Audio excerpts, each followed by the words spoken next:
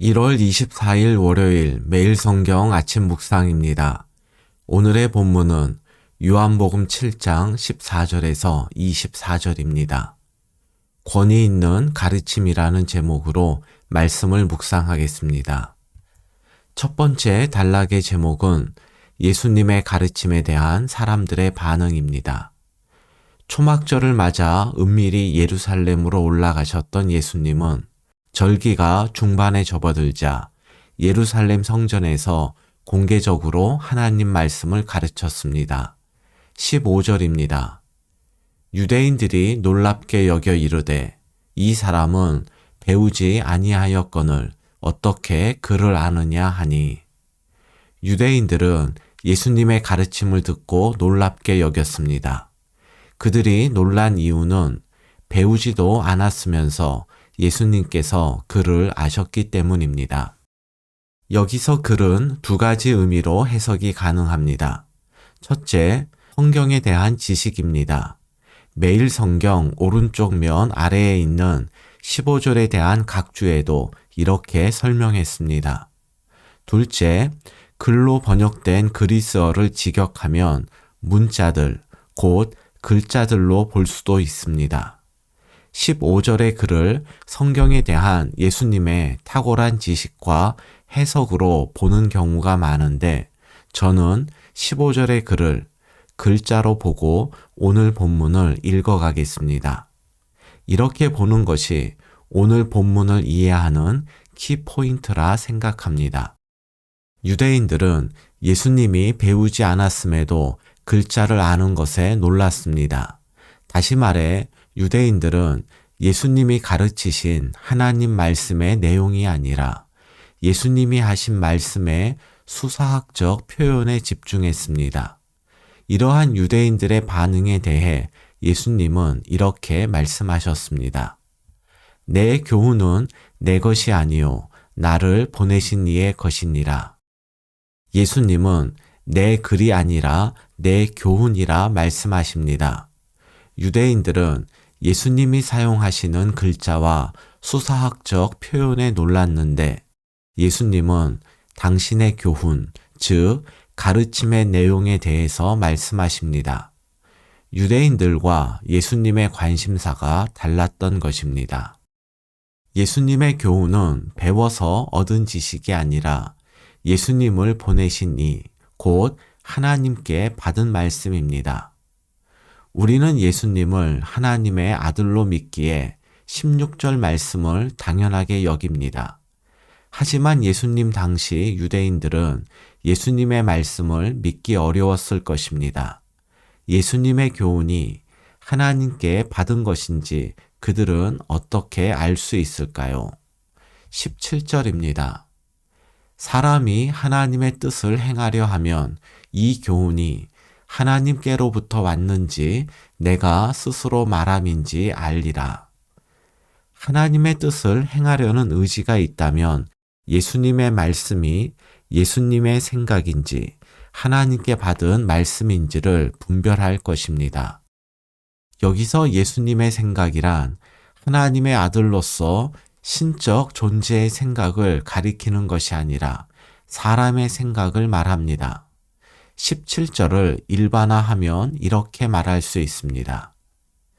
하나님의 뜻을 행할 의지가 있는 사람은 설교를 들을 때 설교자가 사용하는 단어나 표현법보다는 설교에 담긴 하나님의 마음, 하나님의 뜻을 알려고 합니다.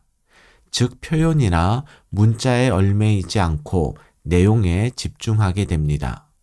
그리고 내용에 집중하면 비록 사람이 전하는 설교라 할지라도 그 안에 하나님의 뜻이 담겨 있는지 아니면 설교자 자신의 생각을 하나님 말씀으로 포장하고 있는지를 분별하게 됩니다. 그리고 18절 말씀처럼 하나님의 뜻을 행할 의지를 갖고 말씀을 들으면 말씀을 전하는 자가 자신을 높이는지 아니면 하나님의 영광을 드러내는지를 알 수 있습니다.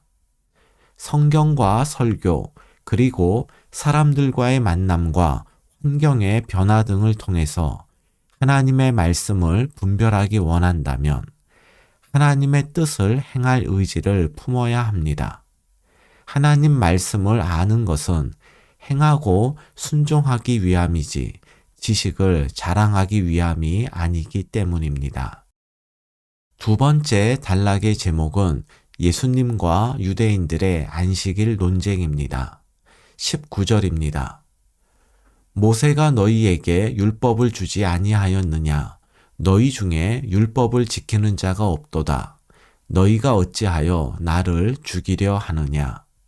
예수님은 형식과 본질의 문제를 율법, 그 중에서도 안식일 준수에 관한 논쟁으로 설명하십니다.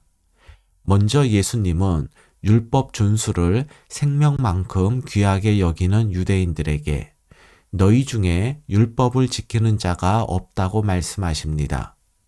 예수님은 율법에 철저했던 유대인들을 향해 왜 율법을 지키지 않는다고 말씀하셨을까요?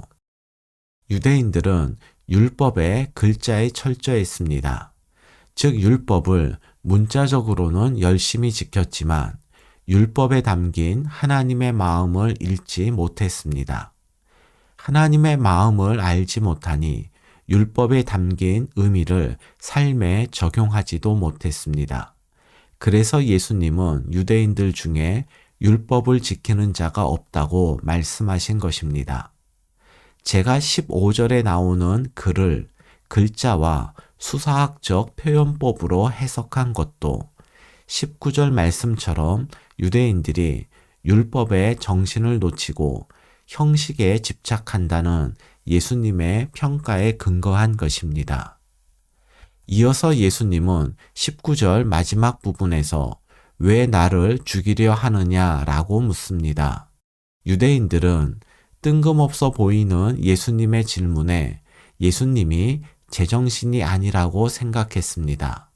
하지만 예수님의 질문은 안식일 논쟁을 통해 형식이 아니라 내용과 본질의 중요성을 강조하시기 위한 것이었습니다.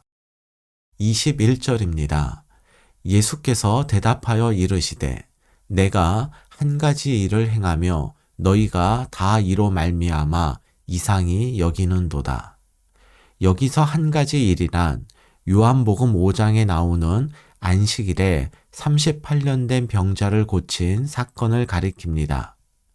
요한복음 5장 18절을 보면 예수님이 안식일에 병자를 고쳤기 때문에 종교 지도자들은 예수님을 죽일 기회를 엿보고 있었습니다. 하지만 이 일은 은밀히 진행되었기 때문에 오늘 본문에 나오는 유대인들은 종교 지도자들이 예수님을 죽이려는 계획을 아직 모른 듯 합니다. 정도의 차이는 있었지만 사람들은 모두 예수님께서 안식일에 병자를 고치신 것을 비난하였습니다. 22절입니다. 모세가 너희에게 할례를 행했으니 그러나 할례는 모세에게서 난 것이 아니요 조상들에게서 난 것이라. 그러므로 너희가 안식일에도 사람에게 할례를 행하느니라. 할례를 행하는 것과 안식일을 지키는 것은 모두 율법에 나옵니다. 레위기 12장 3절에 의하면 할례는 생후 8일에 행했습니다. 그런데 만약 할례를 행해야 할 날이 안식일이라면 어떻게 해야 할까요? 할례를 행하면 안식일법을 어기게 되고 할례를 행하지 않으면 할례법을 어기게 됩니다. 유대인들은 이런 상황에서 안식일에 할례를 행했습니다. 그렇다고 해서 유대인들이 할례를 위해 안식일법을 포기한 것은 아닙니다. 겉으로 볼 때 할례는 외과 수술로 일에 해당하지만 할례의 의미는 의료 행위가 아니라 하나님과 언약 관계에 있다는 외적 표지였기에 유대인들에게 있어서 할례는 안식일에 금해야 할 일이 아니었습니다. 23절입니다.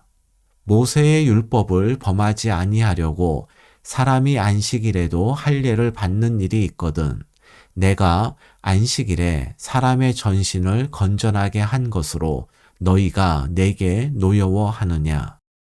할례의 의미를 생각할 때 안식일에 할례를 행하는 것은 문제가 되지 않았습니다.